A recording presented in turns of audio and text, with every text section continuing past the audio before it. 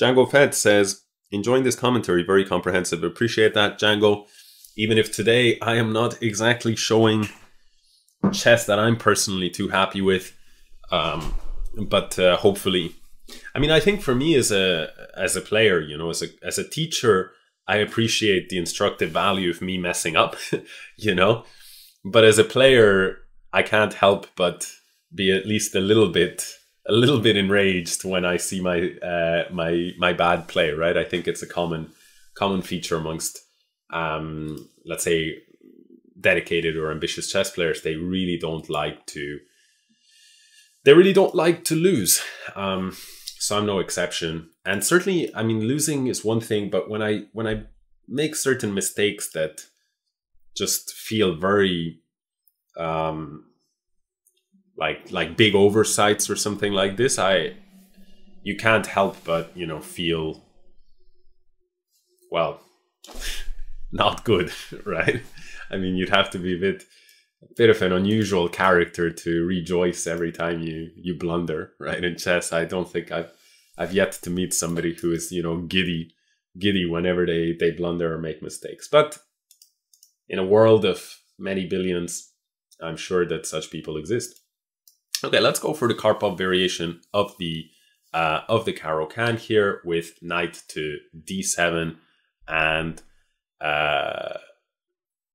knight f6 coming up.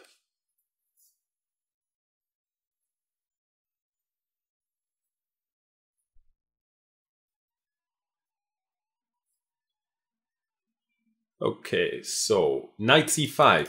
This move just does not feel correct. There is a variation.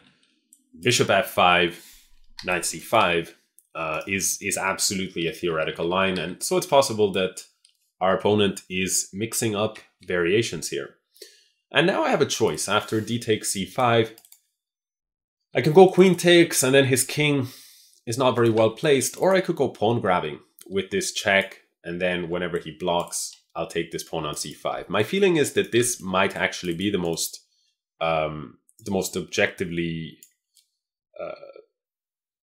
objectively promising move, but I want an easy life in these trying times. So what I've gone for is just the exchange of the queens. And here I have kind of, rather than going for a pawn and then giving him the initiative, here I actually get the initiative myself, but I don't get the pawn. And I also get the fact that his king is a little bit badly placed. Why do I feel like I have the initiative in this position while in this position here I lose the initiative? I think that that's a question that a lot of players might struggle to understand. Why is he talking about the initiative? So the point is that here I have to play two moves in order to scoop up this pawn on c5. Then quite a lot of lines are open because he has no central pawns, and I'm potentially going to get harassed again in the near future with my queen.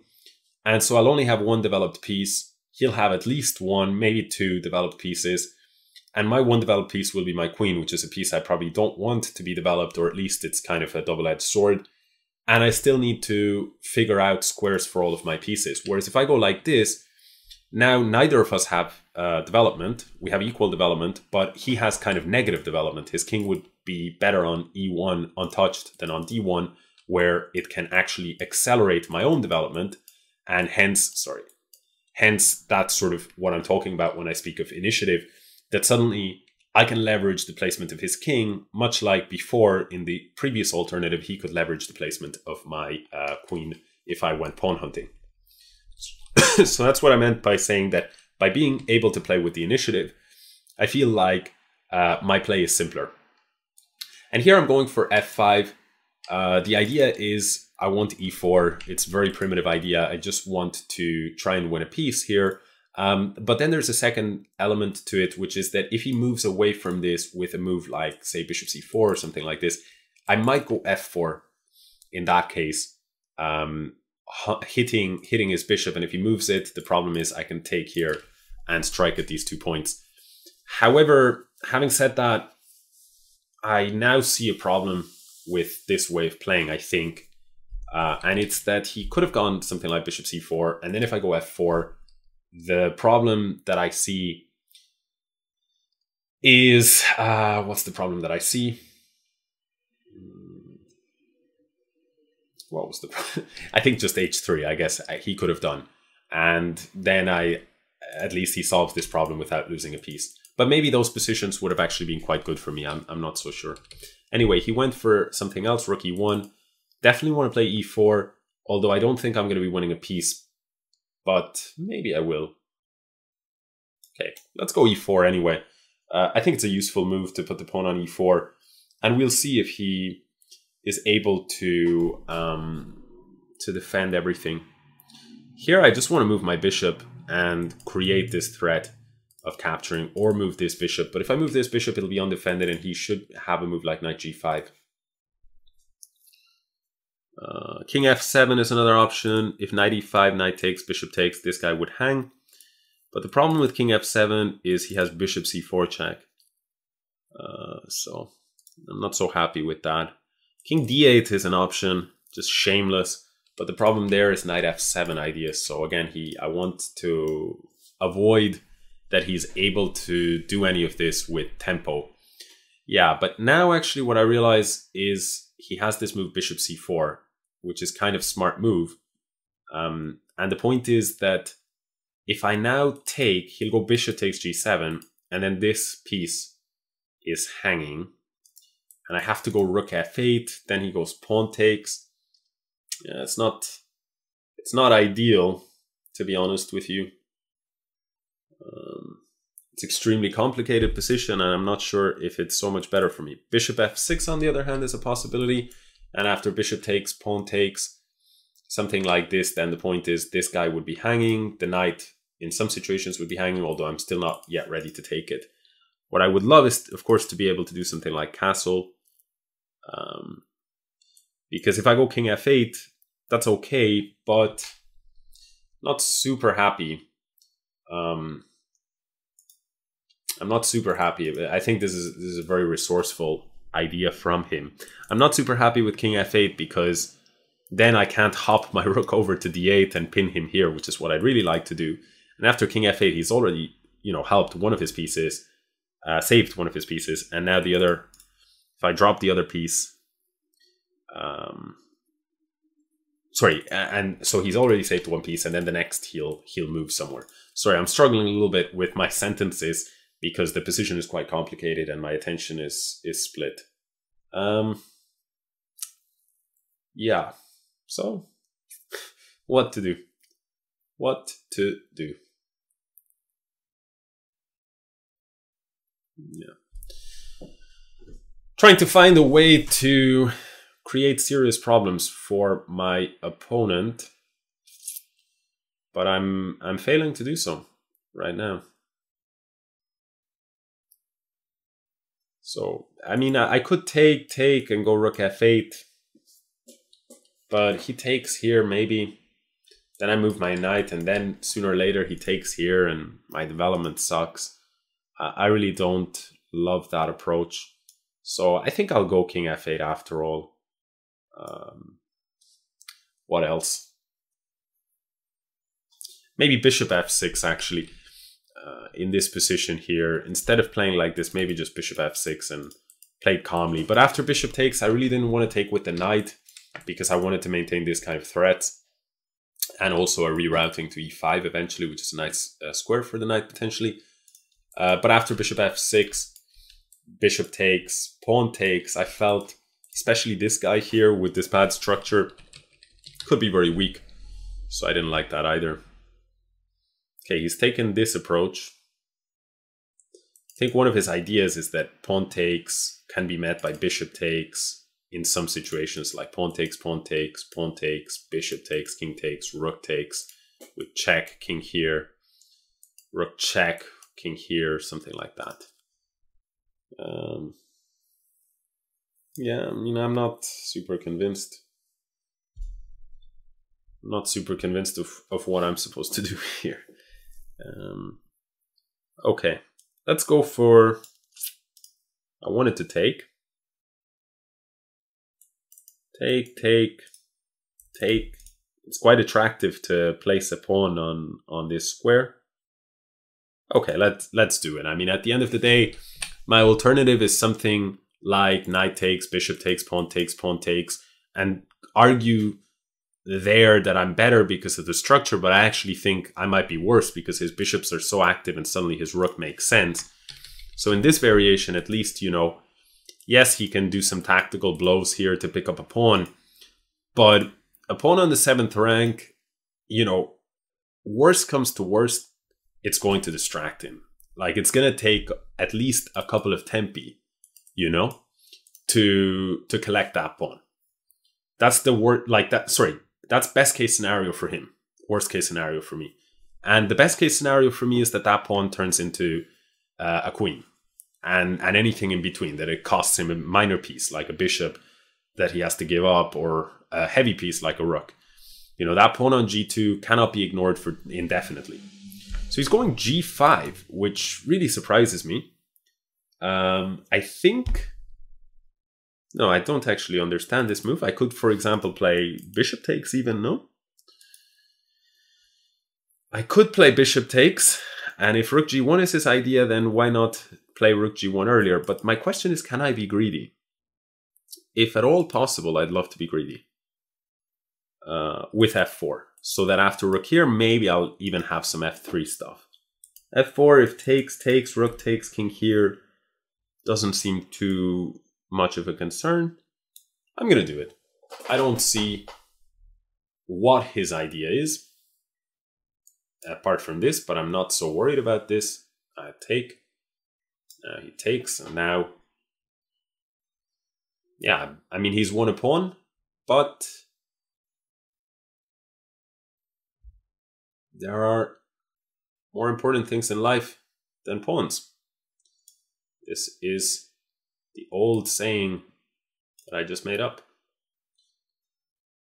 Ah, no. My plan, my beautiful plan was to put my rook here, and then I just realized, whoops, this would be a disaster. So that's a big mistake by me.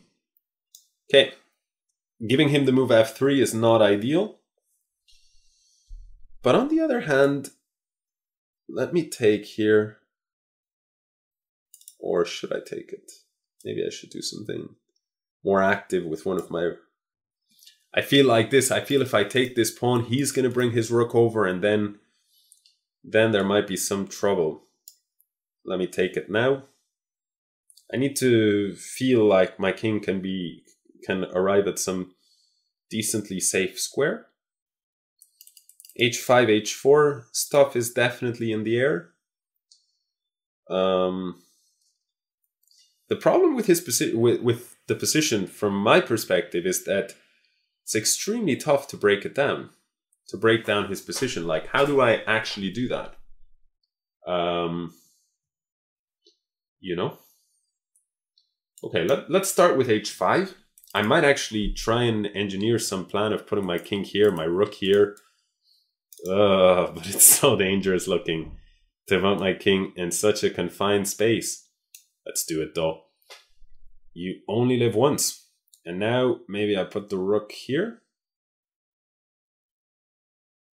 Then the rook can go there. Okay. Let's try this.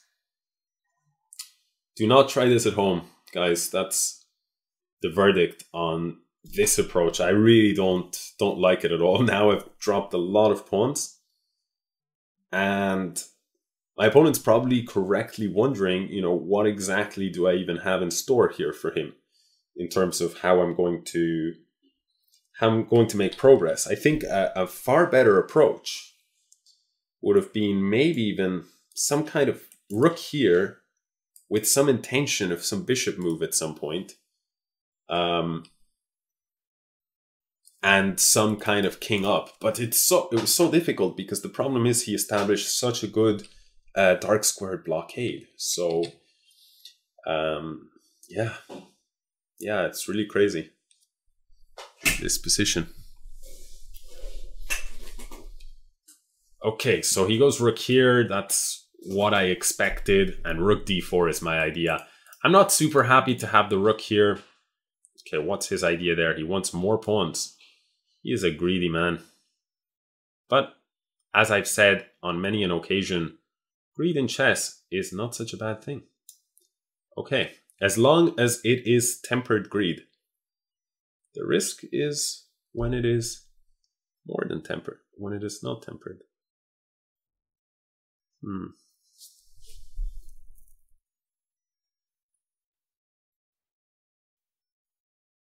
Now what? Now what? Let's move our bishop.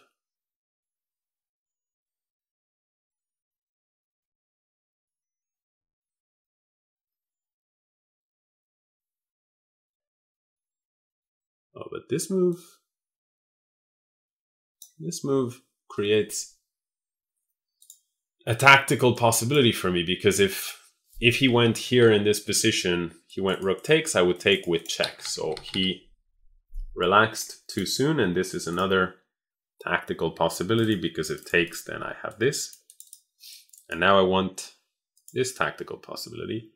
But no, I don't want that. I instead want to try and drive my king here rather than just pick up a pawn. If he goes king g1, okay, he goes like this, but this is just a disaster for him. Okay, he cannot move the pawns under good circumstances.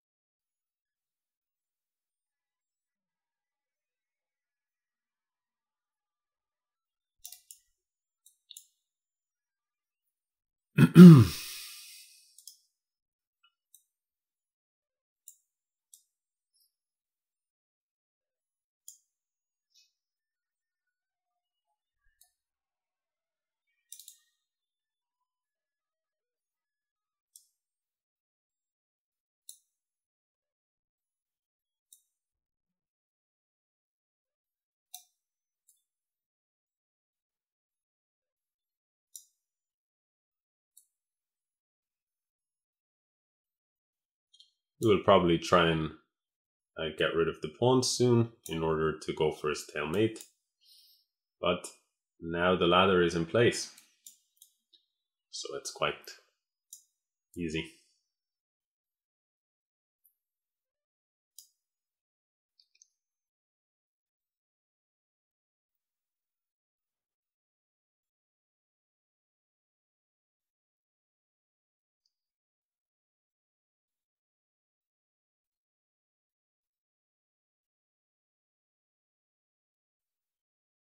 Yeah, so a very interesting game.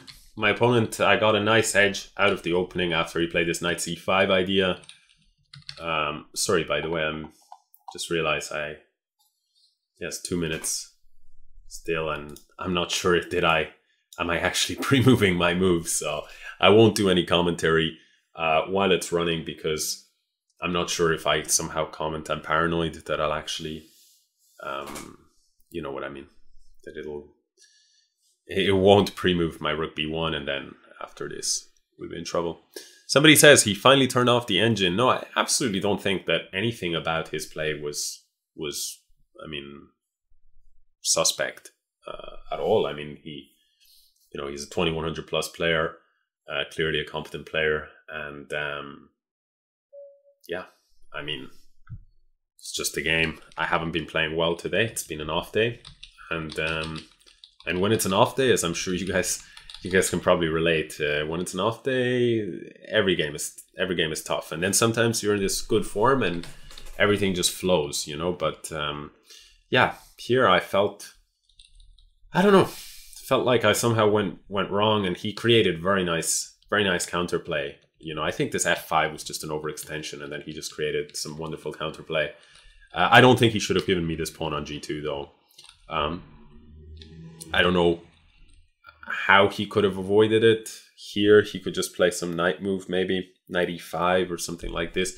Then again, that was also bad, because knight takes, bishop takes, and then this guy is hanging. It's hard to say exactly where he went wrong. Let's go back to the tournament.